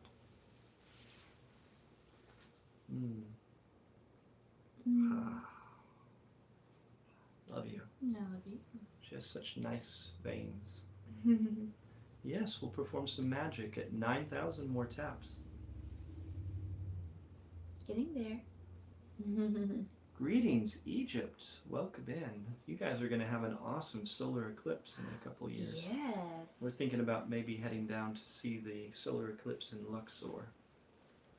It's going to be crowded. Mm-hmm. It's going to be very crowded. It's going to be the longest. It's been a long time since I've eaten a plant, yes. Trinidad. That sounds tropical and lovely. Maisie, we love you back. Thank you, Cindy. Thank you. Thank you so much. Thank you, Amy. Thank you, everyone, Thank for joining you. in. And thank you for all the sharing, the reposting. Thank you for everything. Thanks, Kurt. I hope streaming and everything has been going well for you. Where do we get our meats? From various things that once had mothers.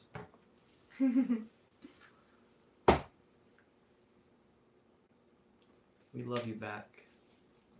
Welcome in, Dayton, Ohio. Debbie, we appreciate you being here with us. She's taking a little break to rest her voice, but we're going to get started again. I'm going to go ahead and wait. We're only 2,000 taps away. I'll perform some magic for you guys, and then we'll start reading again. So perhaps this? Ooh. This is fun, right? I like this. We're almost to 100,000. I can't start it till you get to 100,000. You got to tap, tap, tap. You're right there, right on the cusp. All right, we're over 100,000. Now we can do some magic. So I'm going to break all the rules of magic for you guys right now. And I want you to think about how this works. Pay attention and try to figure it out. Most of the time, magicians don't encourage people to figure out how the trick works. I want you to see the hole with the string, how that goes through. You can see how that happens. I'll show it to you from this side. Right, pay attention now. So green and yellow are connected. The red and the green are connected. So I want you to imagine how that string goes right through yellow and green, red and green.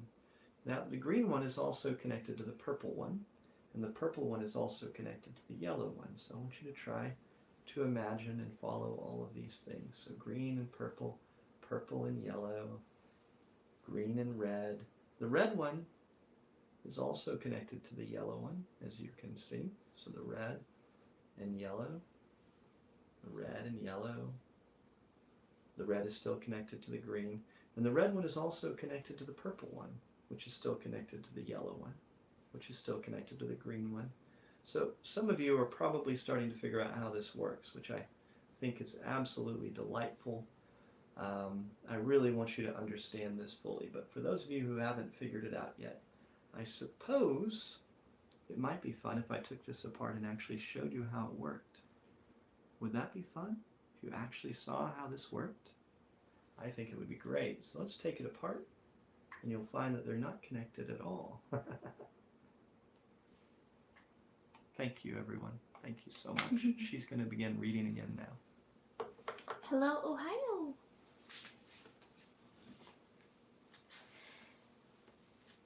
So he went to the magistrates and then got the coroner, and they're going to remove the body and take it to the nearest public house. Well, that's crinkly. Yeah. Excuse me. Got distracted there. So they're about to go. Mm-hmm. By this time, the matter had begun to get bruited about in the town. Oh, yes, I did say that word earlier. Mm-hmm. And of course, it went from mouth to mouth, and we will find out why. The fact was that Mr. Leek was so anxious to let Addenbury on the Mount to the rich Baron Stollenmeyer of Salzburg that he got a friend of his to come and impersonate Sir John Westlake while he, the Baron, was looking at the premise, in order to drive him at once to a conclusion upon the matter, so that what made Sir John so very anxious that he should not be called forward in the matter consisted the simple fact that he was nothing else than plain Mr. Brown, who kept a hatter's shop in the town. But he could not keep his own counsel, and instead of holding his tongue, as he ought to have done, he told it to everyone he met, so that in a short time it was generally known that something serious and startling had occurred in the subterranean passage to Addenbury House, and a great mob of persons thronged the beach in anxious expectation of getting more information on the matter. I thought you were going to cough. The men, likewise, who had been ordered by the coroner to remove the body, soon reached the spot. They gave an increased impetus to the proceedings by opening the door of the subterranean passage and then looking earnestly along the beach as if in expectation of something or somebody of importance. When eagerly questioned by the mob, for the throng of persons now assembled quite amounted to a mob, to know what they waited for one of them said, "A coffin is to be brought to take the body in." This announcement at once removed anything doubtful that might be in the minds of any of them upon the subject, and at once proclaimed the fact not only that there was an unalived body, but that if they looked out, they would be able to see it forthwith. The throng thickened, and by the time 2 men were observed approaching with a coffin on their shoulders, there was scarcely anybody left in the town, except a few rare persons indeed, who were not so curious as their neighbors. It was not an agreeable job, even to those men who were not the most particular in the world, to be removing so loathsome a spectacle as that which they were pretty sure to encounter in the ice well. But they did not shrink from it, and by setting about as a duty, they got through it tolerably well. And we have a picture to share, so I will share it to each of you. Oh, look at them pulling up the body out of the ice well. Mr. Body. Mr. Body. I don't have lines for a page, so I'm going to go fetch us some more water. Oh, because we're more almost water done. would be lovely. Have a sip. I miss you already. You guys do not hit on her too much while I'm away.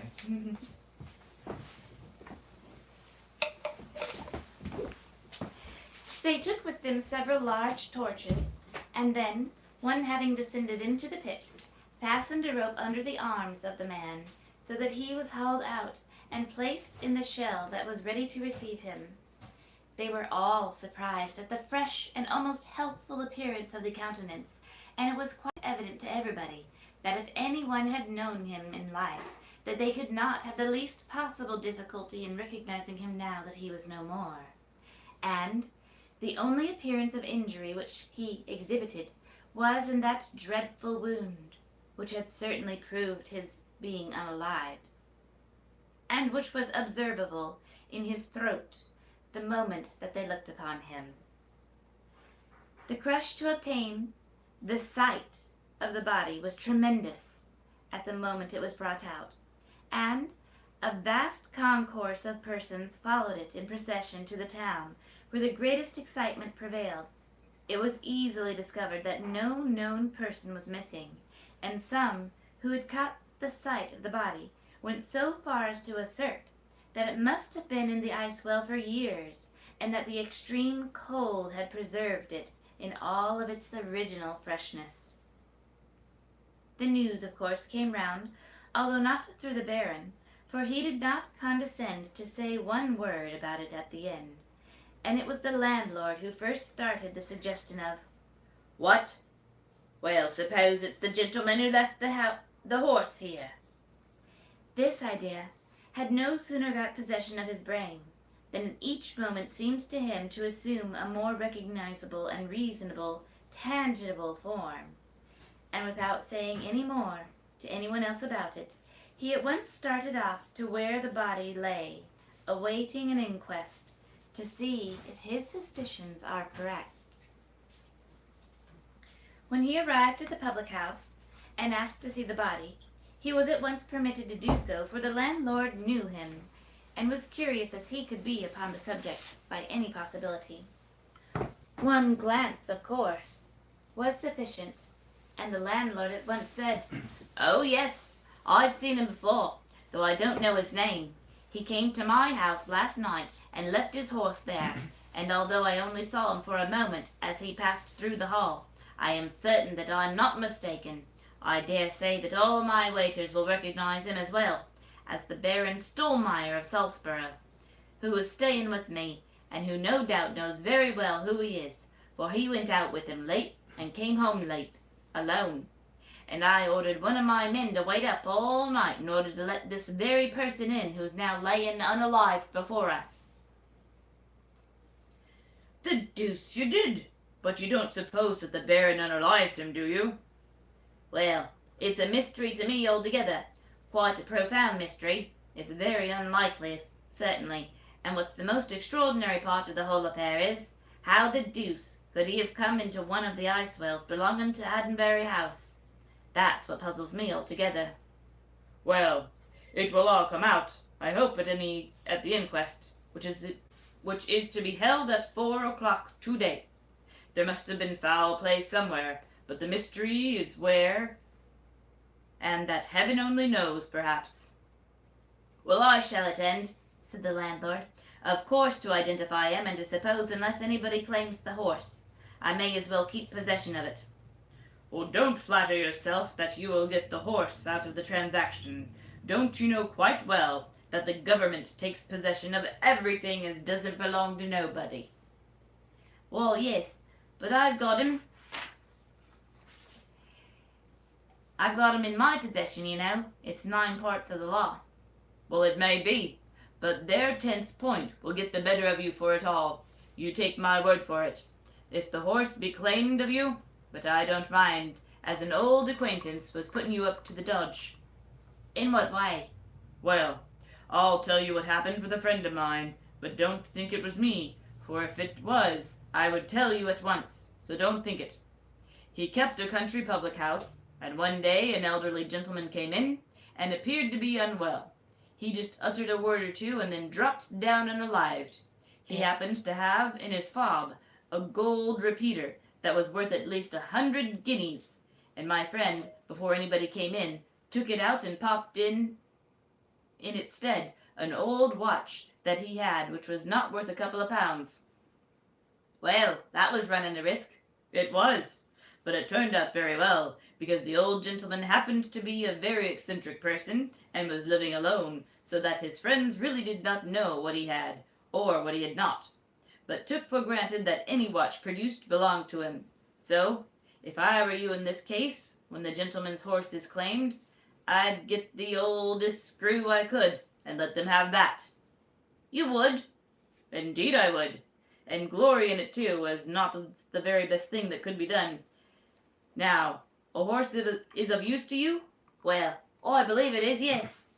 Exactly, but that's what's Excuse the me. use of it to the government? And what's more, if it went to the government, there might be some excuse, but the government will know no more about it, and make not so much as I shall. Some jack in office will lay hold of it, as if it's a thing, of course, and a prerequisite, when you might just as well, and a great deal better too, keep it for yourself, for it would do you some good, as you say, and none to them. Ah, well, I'll do it. It's a good and happy thought. There's no reason on earth why I shouldn't do it, and I will have made up my mind to it now. Ah, well, I'm glad you have. What do you think the man's horse is worth?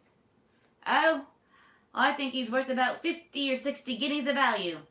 Well then, that's very good. When the affair is all settled, I will trouble you for 20 pounds. You? Oh yes, to be sure. Who else do you suppose is going to interfere with you?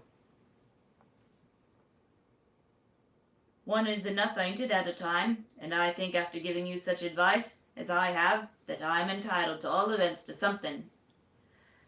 Well, I'll tell you what. Taking all things into consideration, I've altered my mind, rather, and I won't do it. Well, very good. You need not. Only mind that if you do, I'm down upon you like a shot. Naughty, naughty. Thank you. That's a pretty picture. Thank you, thank you. Thank you so much. Very lovely, Mary. The excitement contingent upon the inquest was very great. Indeed, the large room in the public house, where it was to be held, was crowded to suffocation with persons who were anxious to be present at the proceedings. When the landlord reached home, of course, he told his guest, the Baron, of the discovery that he had made that the unalived man was the strange visitor of the previous night. For now, from the frightful wound he had received in his throat, the belief that he was unalived became too rational and one to admit to any doubts, and was that which was universally adopted in preference to any other suggestion upon the occasion, although, no doubt, people would be found who would not scruple to aver that he had hurt his own throat after making his way into the well belonging to Addenbury House. The landlord had his own misgivings concerning his guest, the Baron, now that something had occurred of such awful Excuse and me. mysterious nature to one who was evidently known to him. It did not seem to be a pleasant thing to have such an intimate friend of a man who had been unalived in one's house, especially when it came to be considered that he was the last person seen in his company, and that consequently that he was peculiarly called upon to give an explanation of how and under what circumstances he had parted with the man. The Baron was sitting fumigating his lungs in the most unconcerned manner in the world when the landlord came to bring him this intelligence, and when he heard him to an end, the remark he made was, Really, you very much surprised me. But perhaps as you are better acquainted with the town than I am, you can tell me who he was. Why, sir, that is what we hoped that you would be able to tell us. How should I tell you? He introduced himself to me as Mr. Mitchell, a surveyor, and he said that hearing I talked of purchasing or renting Canterbury on the Mount, he came to tell me the principal side wall that you could see from the beach was off of the perpendicular. Indeed, sir. Yes, and this was a very interesting circumstance to me, considering that I really did contemplate such a purchase or renting.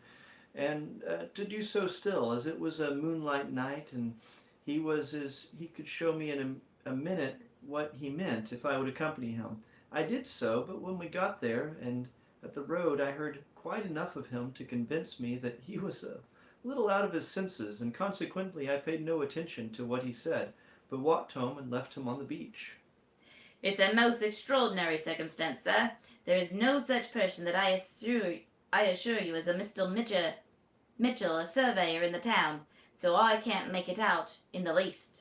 But I tell you, I consider the man out of his senses, and perhaps that may account for the whole affair.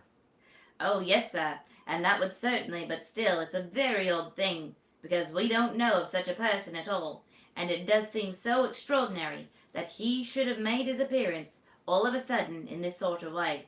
I suppose, sir, that you will attend the inquest, now that it's to be held upon him? Oh yes, I have no objection whatsoever to that indeed. I feel myself bound to do so, because I suppose mine is the latest evidence that he can be at all produced concerning him. Unquestionably, sir. Our coroner is a very clever man, and you will be glad to know him. Very glad to know him, sir. And he will be glad to know you. So I am. I am sure that it will be a mutual gratification. It's at 4 o'clock, the inquest is to be. And I say, sir, if you are there by 1:30, it will be time enough. No doubt of that, but I will be punctual.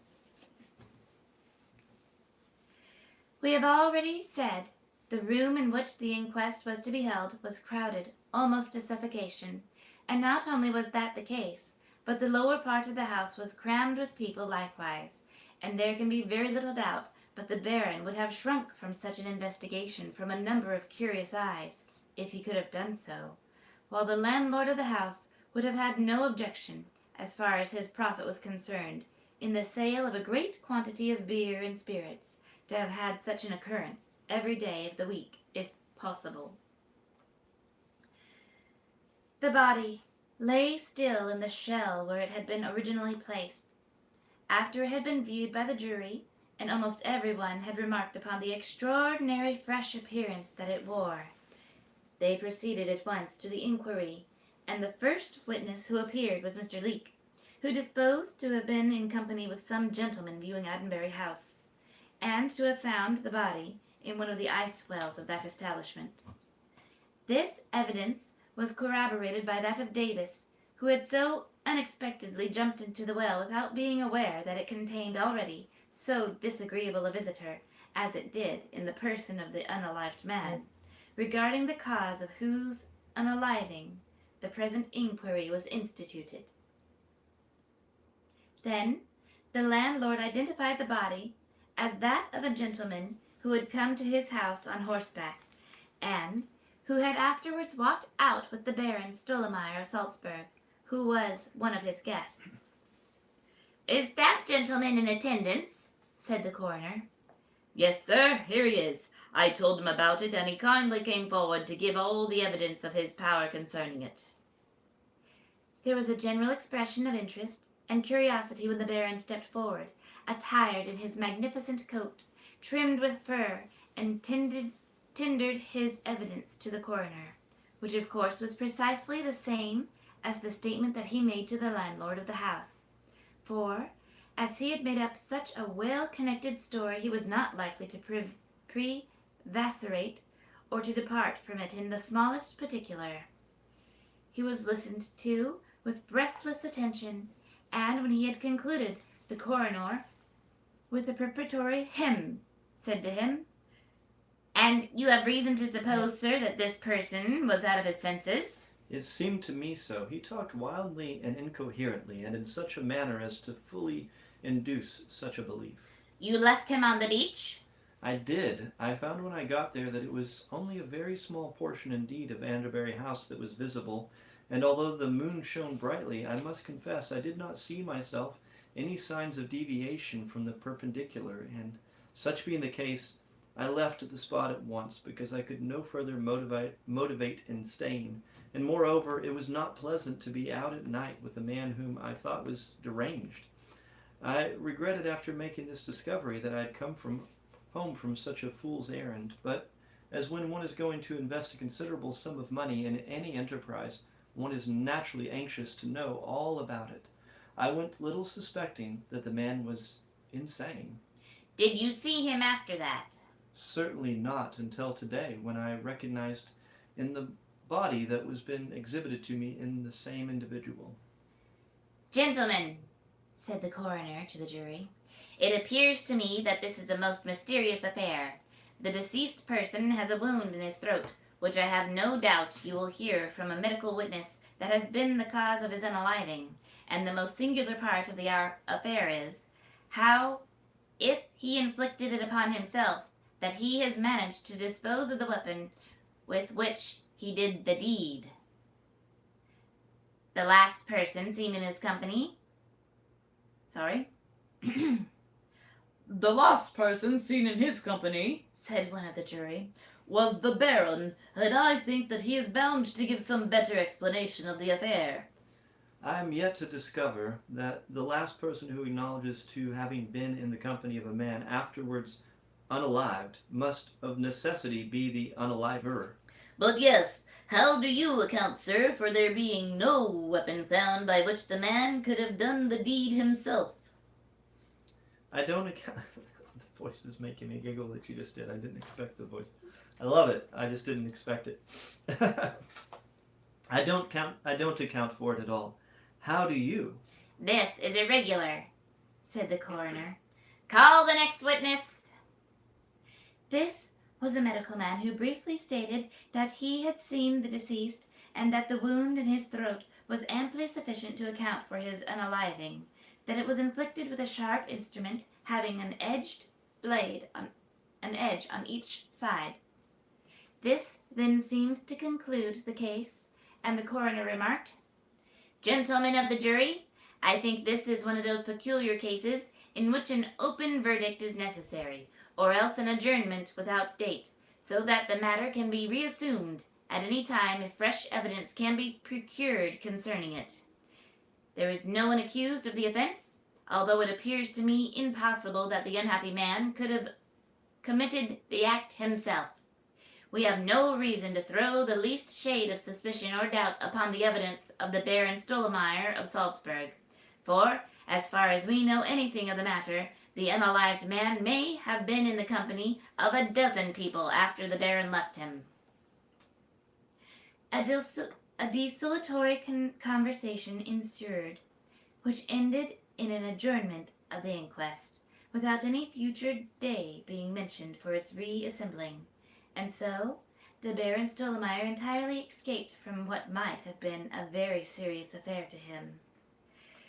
It did not, however, appear to shake him in his resolution of taking Addenbury on the Mount, although Mr. Leake very much feared it would. But he announced to that gentleman his intention fully of doing so, and told him to get the necessary papers drawn up forthwith. I hope within a few weeks' time to be fairly installed at that mansion, and then I will trouble you, Mr. Leake, to give me a list of the names of all the best families in the neighborhood, for I intend to give an entertainment on a grand scale in the mansion and the grounds. Sir, I shall with the greatest pleasure attend upon your every possible way in this affair.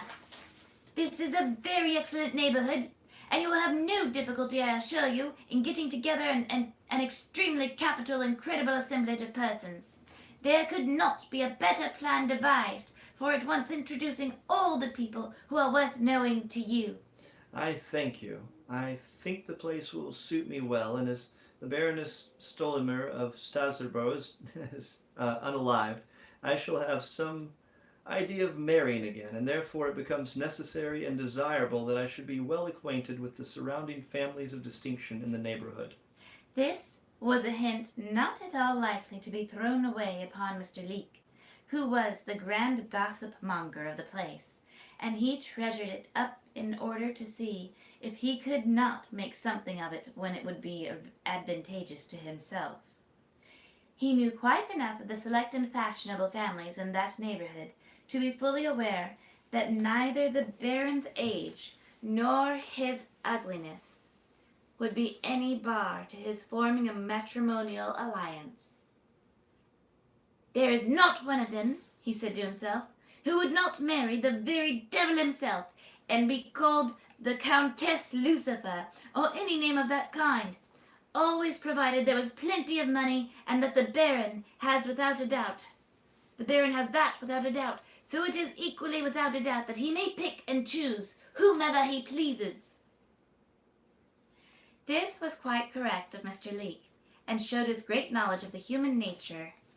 Pardon his voice.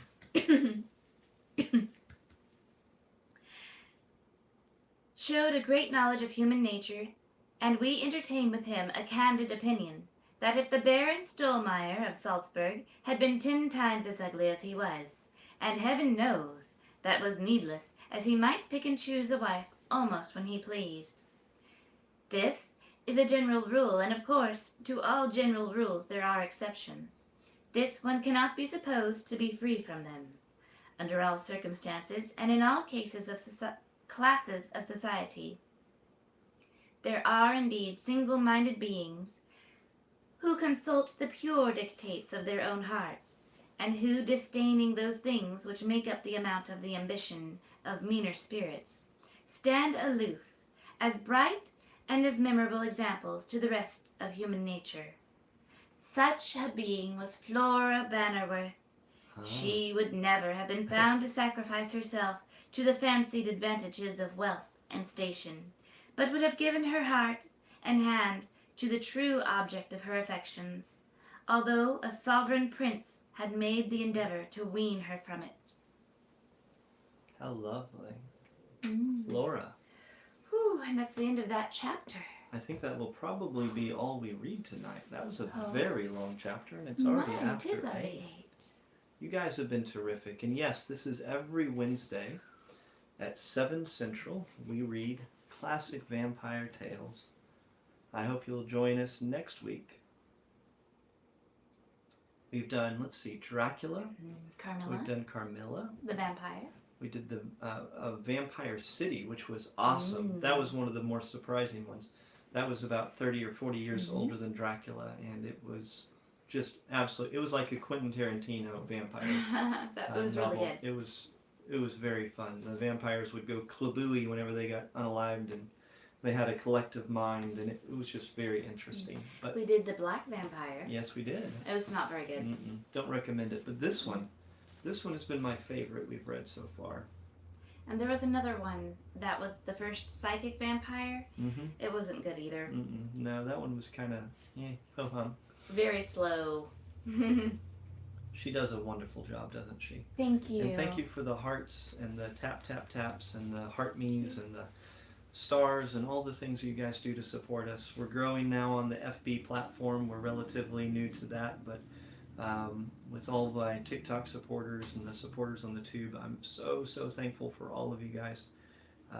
Thank you, thank you, thank you. And we'll see you tomorrow, I'm sure. Bye. It's going to Thank take you, me a minute. guys. I have to shut down 3 different streams Yeah, this he time. does. Let's see. We will hit the finish button there. See you next week. Bye.